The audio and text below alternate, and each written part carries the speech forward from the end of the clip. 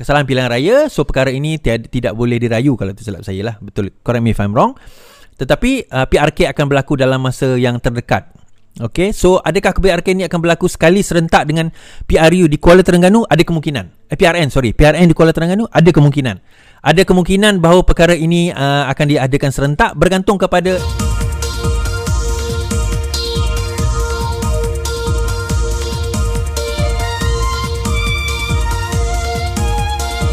tekan butang subscribe, like dan aktifkan lonceng. Assalamualaikum warahmatullahi taala wabarakatuh. Selamat sejahtera, selamat malam, salam reformasi, salam perjuangan saya ucapkan kepada rakan-rakan yang menonton saya pada malam ini. Alhamdulillah, terima kasih kerana menonton dan mendengar saya di channel-channel yang berkenaan. Tolong komen suara okey ke? Suara okey ke? Tolong komen. Hashtag Ayuh Gempur tuan-tuan. Hashtag Ayuh Gempur, InsyaAllah. Banyak berita saya beberapa hari tak live ni. Banyak berita, banyak kisah nak di cover, banyak benda. 3 hari saya tak live. Macam-macam apa orang kata permainan yang dibuat oleh dia orang kan. Naratif, cerita palsu dan sebagainya yang dilakukan oleh mereka untuk nak menjatuhkan kerajaan. Terbaru kawan saya call, dia kata, "Is, betul ke engkau cakap apa orang kata bulan Ogos ni kerajaan Madani ni akan jatuh?" Kata. Cakap, bila masa aku cakap? Aku dah cakap Dia kata, "Ya, ada kau cakap, ada dalam grup dekat Negeri Sembilan, dia dalam grup terkata kau kata." Saya duk fikir. Pertama, saya ada dengar lah orang cakap Anwar cakap. Dan saya kata benda tu tak betul. Anwar komen lah kan, Tok Sri Anwar Ibrahim komen lah. Saya kata benda tu tak betul. Kata kan, apa-apa yang dia orang cakap tentang nak jatuh kerajaan apa semua benda tu sebenarnya tak betul. Saya kata itu komen saya, tak betul lah dia kata kan. Cuma concern tu ada bukan sebab nak jatuh kerajaan itu, tetapi keyakinan pelabur dan sebagainya disebabkan oleh permainan-permainan politik golongan-golongan ini. Itu yang mungkin boleh menyebabkan kejadian tersebut. Bukan kejatuhan kerajaan, tetapi ialah keyakinan pelabur terhadap negara itu sendirilah. Itu yang berkemungkinan akan berlaku. Tapi nak jatuh tu agak sukar sebenarnya. Bukanlah kata mustahil tu, that's a very bold claim kan, tapi agak sukar. Disebabkan oleh akta anti lompat parti, disebabkan oleh nak kena lompat mesti blok, end block, lepas tu kalau dah lompat jatuh, lepas tu nak kena keluar, seluruhnya kena keluar, tak boleh keluar satu-satu. Dan kalau keluar satu parti sekalipun, adakah jatuh kerajaan? Itu satu persoalan kan. Jadi itu yang jadi problem sebagainya. Izzy tanya, mana studio baru? Saya ada studio baru ke? Saya dah cakap saya ada buat studio baru ke? Saya dah cakap ke saya buat studio baru? Mana ada? Okay. So itulah perkara-perkara tersebut lah yang berlaku. Okay. So kita bercakap tentang beberapa perkara pada malam ini, insyaAllah. Yang pertama antara lain isu rusuhan kuil sivil. Media Prima melaporkan dengan cara tidak bertanggungjawab. Media Prima, TV3 dan juga NST daripada kumpulan yang sama telah melaporkan dengan cara yang tidak bertanggungjawab. Malam ni saya dedahkan tentang cubaan Media Prima ni nak timbulkan kegusaran. So kalau benda ini tidak diminta maaf oleh Media Prima, berkemungkinan saya akan arahkan anak buah kita untuk buat laporan polis terhadap Media Prima, terutama apabila menimbulkan kegusaran dan apa orang kata caption yang apa orang kata tidak benar. Okey, dan juga saya akan sentuh tentang persoalan Fahmi Fazil yang dikatakan apa orang kata nak ambil tindakan kepada seolah-olah tidak demokratik lah terhadap pembangkang-pembangkang ini. Baik, saya dengar live itu malam tadi sebenarnya, dan saya faham apa yang dia masukkan, dan itu bukan kali pertama dia bercakap, dia 2-3 kali juga dia bercakap tentang isu itu. Tapi saya akan sentuh juga. Kuala Terengganu akan ada PRK Kuala Terengganu akan ada PRK. So apa yang berlaku? Marang dia ada 3, Kemaman, Kuala Terengganu dengan Marang. So Marang tak ada PRK sebab mahkamah telah memutuskan tidak ada unsur-unsur rasuah dan sebagainya. Tetapi Kuala Terengganu mahkamah telah memutuskan ada unsur rasuah, maka kemenangan PAS di Kuala Terengganu tempoh hari dibatalkan. Therefore akan ada PRK akan berlaku. Tentang isu suluk waris suluk, InsyaAllah Malaysia telah menang. Tahniah diucapkan kepada kerajaan Malaysia. Tahniah juga kepada Menteri Luar, Menteri Undang-Undang dan juga Perdana Menteri kerana telah menyelesaikan isu suluk ini. Kita akan tengok. Ustaz Zainal Asri menyebut tentang musuh Allah. Siapa musuh Allah ini masukkan itu? Dan apa komentar saya tentang perkara tersebut? Baik, dan akhir sekali berkenaan dengan belum akhir sekali. PAS kata dia keluar kenyataan, kalau sekiranya nak jadi calon tak boleh ada dosa besar. Soalan saya dalam Facebook saya kata, kalau dia fitnah tu kira dosa besar tak? Fitnah dikira berdosa besar tak? Adakah Sanusi tak boleh bertanding sebab Sanusi kalah fitnah dengan Mahfuz itu? Timbul persoalan. Last sekali tentang muda. Kenapa muda mula menyerang kerajaan perpaduan dan muda dilihat semakin mesra dengan atuk, bukan semakin mesra, berada bersama dengan atuk di Korea. Ada gambar yang tersebar. Lama cerita ni abang kata panjang cerita kita malam ni tuan-tuan. Saya tak tahulah boleh cover ke tidak dalam tempoh 1 jam ni. Baik, kita bawa berita ni dahulu berkenaan dengan rusuhan di Kuil, rusuhan sivil di Kuil ni. Now, keluar daripada media Prima mengatakan bahawa 17 orang yang terlibat dalam rusuhan Kuil yang menyebabkan kematian arwah Adib telah dibebaskan oleh mahkamah. Ini dia tinggal macam tu je. Jadi ada di kalangan kegusaran, di kalangan rakyat, dia kata jadi kerajaan ini membebaskan pembunuh Adib lah ya. Kejam, teruk kerajaan ni. Dia macam nak timbul seolah-olah macam tu lah umpama sentimen nak diwujudkan. Jadi dalam bayangan siapa yang tak baca artikel tu, dia baca dia punya heading saja, dia duk bayangkan bangsa lain, bangsa India lah, sebab itu Kuil melibatkan orang India. Bangsa India ni yang dibebaskan ni, nampak sangat kerajaan sekarang ni tunduk kepada orang bukan Melayu, cuba untuk nak ni macam mana sentimen. Rupa-rupanya tuan-tuan, itu satu penipuan. Kenapa saya kata penipuan? Okey, dia cerita dia macam ni.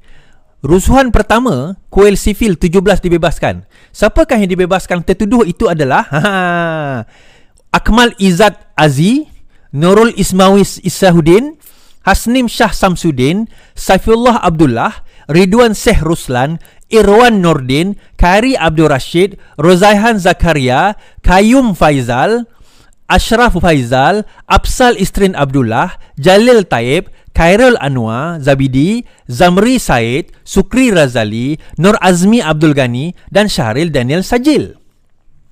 Jadi yang ni nama Melayu ke nama India ni? Akhirnya rupanya cerita pembebasan itu, cerita dia macam ni. Mahkamah Magistrate Petaling Jaya membebaskan 17 individu tanpa memanggil mereka membela diri terhadap pertuduhan merusuh di Kuil Seri Mahariam pada 2018. Nama-nama yang saya sebutkan tadi tu, nama Melayu semua, berusia antara 24 hingga 47 tahun. Mereka dituduh di bawah Seksyen 148 kerana merusuh dan memiliki senjata berbahaya. Kesalahan itu didakwa di antara jam 2 hingga 5 pagi. Setelah kejadian, Menteri Dalam Negeri ketika itu, Muhyiddin Yassin, berkata polis mendapati kumpulan itu diupah oleh peguam yang bekerja untuk pemanju yang memiliki tanah itu. Ada pemanju yang upah dia orang. Dalam keputusan hari ini, Magistrate Iskandar berkata pihak pendakwa gagal membuktikan kes prima facie terhadap insiden itu. Ketika dihubungi peguam individu itu S. Kirtihiraj. So peguam 17 orang Melayu ini India tuan-tuan. Berkata mahkamah mendapati pihak pendakwaan gagal mengenal pasti identiti tertuduh kerana kejadian berlaku pada waktu pagi. Katanya mahkamah mendapati bukan hanya tiada pengenalan positif oleh saksi, keterangan mereka semasa perbicaraan peringkat pendakwaan juga tidak dapat dipercayai, tidak konsisten. Kirtiraj berkata magistrate mendapati tiada senjata diserahkan kepada mahkamah sebagai bukti. Ia menunjukkan bahawa ia dikutip daripada tempat kajian oleh saksi dan bukan dirampas daripada tertuduh, tambahnya. Peguam juga berkata tiada laporan forensik terhadap senjata yang diserahkan dan tiada pengecaman tertuduh untuk siasatan polis. 17 individu itu dituduh pada Disember 2018. Perbicaraan bersambung seterusnya dengan pihak pendakwaan memanggil 20 orang saksi. Insiden itu disusuli oleh rusuhan lain yang membawa kepada kematian Muhammad Adib Muhammad Kasim. So awal ni dia ada rusuhan itu. Ini insiden pertama tuan-tuan. Bukan yang menyebabkan kematian itu. Itu rusuhan yang pertama. Dia ada yang kedua yang menyebabkan kematian. Jadi persoalan sekarang ini, so ini tentang apa? Pembebasan apa? Pembebasan ini berlaku terhadap 17 orang Melayu ini, budak-budak Melayu ini, yang dikatakan diupah oleh peguam yang nak pemanju yang nak ambil tanah kuil tersebut. Tetapi apa yang berlaku, ke-17 mereka tak boleh dikenal pasti oleh saksi, tidak ada bukti yang directly bagi tahu bahawa mereka terlibat ataupun terbabit dalam rusuhan tersebut. Secara teknikalnya tak ada. Jadi dalam mahkamah, bila kita tengok prosedur, bila tidak ada bukti-bukti yang mengarah ke arah yang dituduh itu sebagai bersalah, maka kena didapati tidak bersalah. Fair lah. Adakah lain lah kalau ada CCTV ke, even eyewitness sendiri pun berbeza pandangan dalam hal ini. Jadi akhirnya tutup kes ini, tuan-tuan. Orang tak boleh kata kerajaan ini telah membebaskan pembunuh Adib dan sebagainya. Yang ini kes pertama sebelum kejadian pembunuhan, apa orang kata, kematian arwah Adib tu. Ini rusuhan yang pertama. This is the first rusuhan. Dia ada satu lagi kes yang lain berkenaan dengan perkara ini. Habis, faham jadi ambil bahagian ni. Kalau ada orang bangkitkan isu lagi, ini jawapan dia. Dan harap faham tentang perkara tersebut. So dah habis dah cerita kat situ. Kalau ada siapa yang komen yang sebaliknya, maka engkau memang tak tahulah undang-undang ni. Minta maaf aku katalah kan. Yang sebaliknya. Baik. Ayat kita beralih kepada yang kedua berkenaan dengan apa isu apa, tuan-tuan? Kuala Terengganu telah dibatalkan. Ahli Parlimen PAS Kuala Terengganu telah dibatalkan kemenangan beliau dan pada hari ini telah diarahkan oleh mahkamah untuk nak membuat untuk buat PRK. Boleh rayu tak boleh rayu dah. Berkenaan dengan kesalahan apa orang kata, kesalahan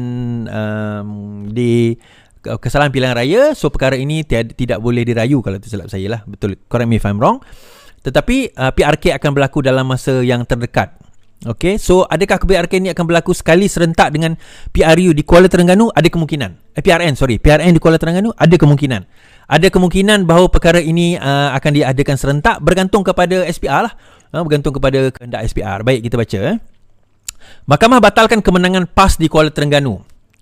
Mahkamah Pilihan Raya di Kuala Terengganu membatalkan kemenangan ahli PAS Ahmad Amzad Hashim di Kuala Terengganu pada PRU 15.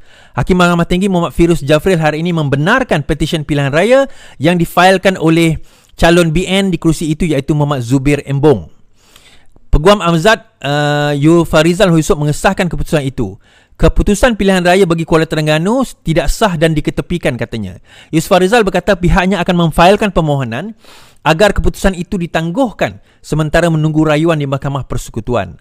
Pada 3 Januari, BN memfailkan petisyen untuk membatalkan keputusan pilihan raya di kerusi Parlimen Kuala Terengganu, Marang dan Kemaman mengikut Akta Kesalahan Pilihan Raya. So kalau kita tengok ada 3 parlimen yang terlibat iaitu Kuala Terengganu, Marang dan juga Kemaman. Marang ni hadilah.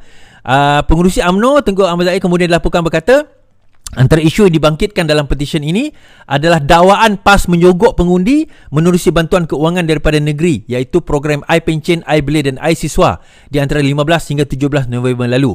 Mahkamah hari ini turut mengekalkan kemenangan Presiden Abdul Hadi Awang di kerusi Marang.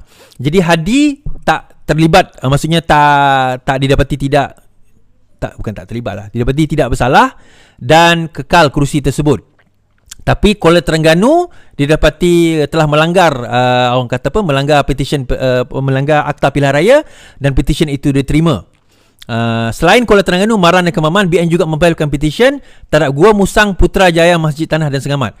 Bagaimanapun, mahkamah sebelum ini telah menolak petisyen terhadap kerusi Putrajaya. So Putrajaya boleh menang, setinggal Kuala Terengganu kalah, Marang menang, Kemaman saya tak pasti sama ada apa yang berlaku kepada Kemaman. So basically apa yang berlaku, tuan-tuan, dalam kes ini kita dapati bahawa terdapat unsur rasuah yang ataupun suapan yang berlaku sewaktu pilihan raya di Kuala Terengganu yang secara jelas telah berlaku sewaktu PAS memerintah, dan disebabkan oleh itulah maka petisyen tersebut diterima dan akhirnya pihak Kuala Terengganu ini ataupun PAS Kuala Terengganu ini digugurkan jawatan sebagai ahli parlimen dan akan berlaku pilihan raya semula.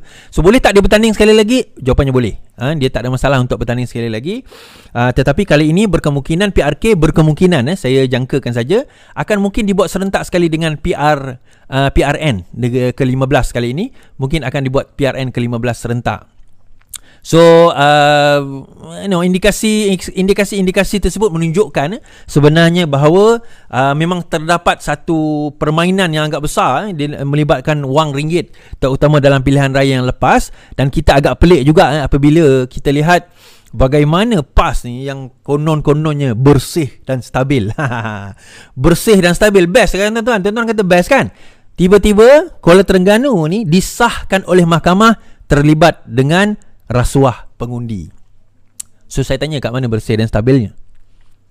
Saya tanya, kat mana bersih dan stabilnya, tuan-tuan? Sebab itu ni dakwaan daripada BN Terengganu dalam I think dalam pilihan raya lepas kan. Sogok pengundi UMNO Terengganu diminta lapor pada SPR. UMNO ini 23 Januari yang lalu. UMNO Terengganu diminta membuat laporan SPR dan juga SPRM berhubung dakwaan pemberian wang kepada pengundi sepanjang kempen PR15 lepas. Setiausaha Agong UMNO Datuk Seri Ahmad Mazlan ia dilakukan bagi membolehkan pihak berkuasa menjalankan siasatan. Difahamkan kabarnya ketika kempen ada pihak memberi 150 untuk belia, 300 untuk mahasiswa dan 600 bagi OKU serta pesara, dan pemberian berkenaan dipercayai dibuat beberapa hari sebelum pengundian. So dia dibuat dalam tempoh pilihan raya. Dia berbeza kalau benda itu dilakukan dalam tempoh dia orang jadi kerajaan ataupun mereka memerintah, atau dia tidak bertanding, itu tak ada menjadi persoalan. Tapi ini dilakukan dalam tempoh beberapa hari sebelum pembuangan undi, tuan-tuan. Jadi benda itu telah dilihat sebagai satu kesalahan undang-undang yang menyebabkan terbatal perkara ini, terbatal segala-galanya. Okey. Baik, ini kita dah baca tadi. Oh, banyak cerita malam ni, tuan-tuan. Saya nak cerita ini saya buat last kot.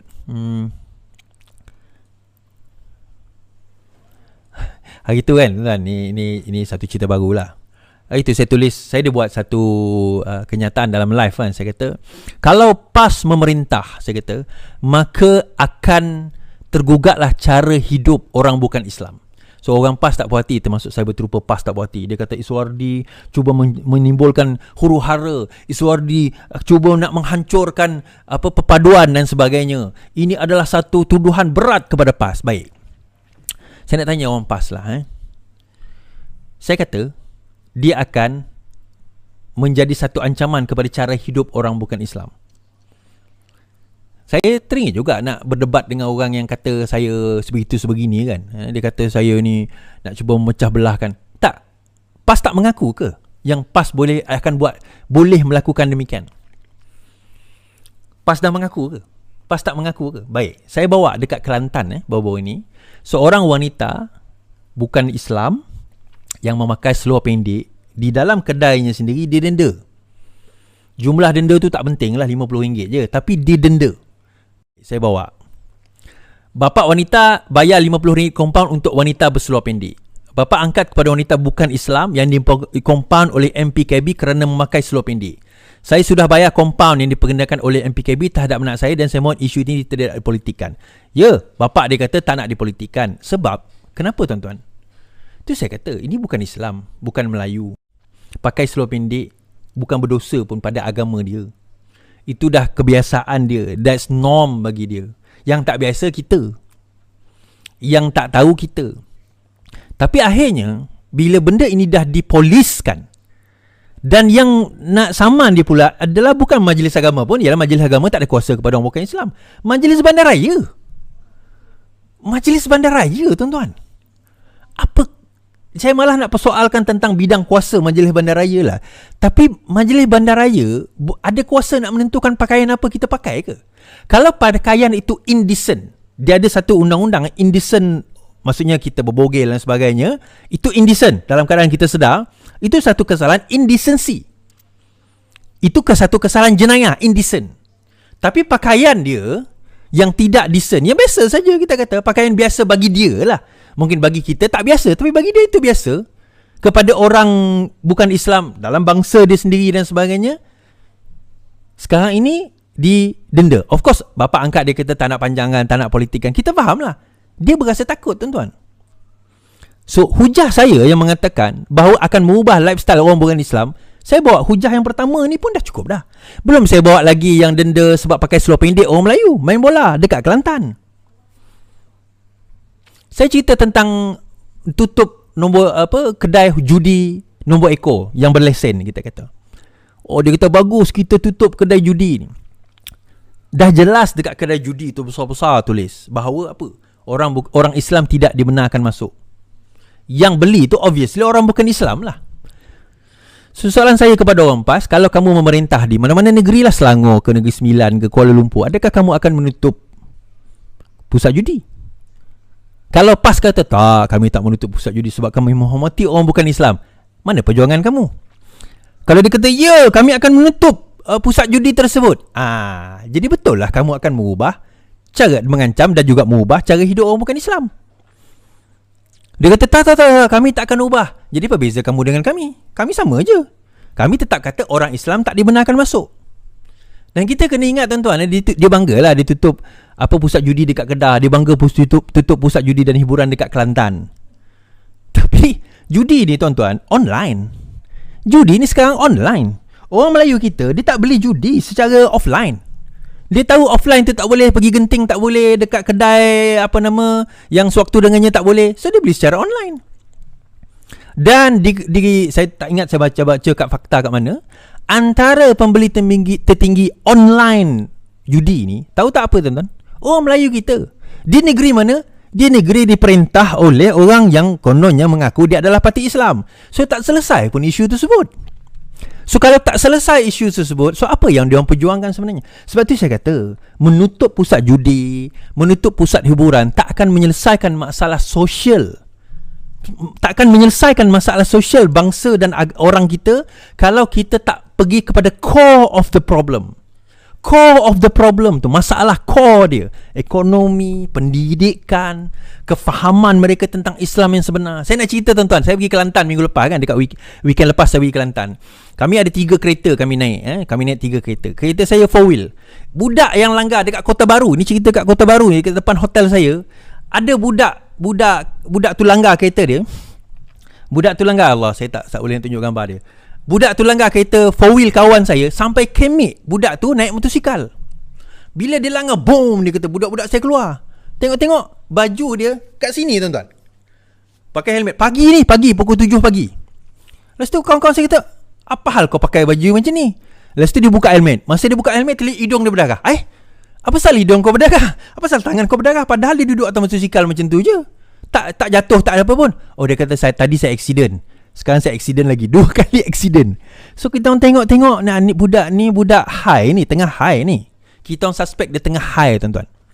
Baju dekat bawah ni, faham tak? Baju sebelah ni dia terbuka sebelah. Dia macam orang tak siluman tapi naik motosikal. Kita tengok mata dia macam budak tengah high tu. Kota Baru, Kelantan. Ni kena kat saya ni. Weekend lepas, baru hari Sabtu lepas, hari Jumaat lepas. Sabtu lepas. Sabtu lepas pukul 7. Hari ni apa? Hari ni Selasa kan? Hari Sabtu.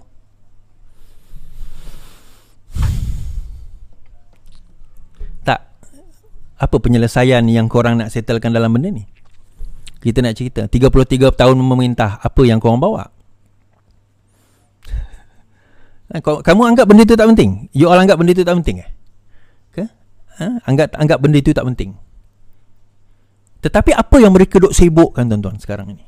Dia duk sibuk cerita tentang 3R. Race, religion. Baru ini timbul satu, dia buat selawat lah. Kedah buat berselawat. Okey lah, berselawat tak ada masalah. Siapa nak selawat, berselawat lah, tak ada isu kan. Nak buat program berselawat pun tak ada isu. Perdana Menteri kita pun pernah buat program berselawat besar tuan-tuan. Dia bawa Habib Omar, dia bawa Habib Habib Omar. Lepas tu ada ulama' besar daripada banyak ulama' datang dan program itu berjalan dengan jayanya. Dan yang menariknya, bila PMX buat program itu, tak ada cerita politik pun tuan-tuan. Memang cerita dia cerita beribadah saja. Selawat, doa, tentang memang betul-betul ibadah. Tapi bila Kedah buat, di bawah Sanusi buat,